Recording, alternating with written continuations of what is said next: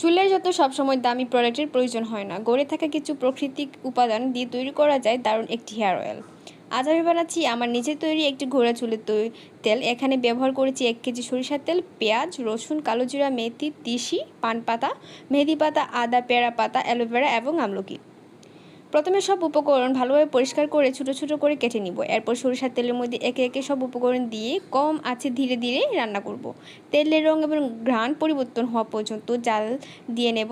তবে উপকরণ যেন পুড়ে না যায় সেদিকে অবশ্যই খেয়াল রাখতে হবে। চুল ও স্ক্যাল্পের যত্নে নিয়মিত তেল মাসাজ করা চুলকে আরও মসৃণ ও স্বাস্থ্যকর রাখতে সাহায্য করতে পারে। তবে প্রাকৃতিক উপাদান সবার ত্বকে একইভাবে মানায় না, তাই ব্যবহার আগে অল্প জায়গায় পরিষ্কার করে নেওয়াই ভালো।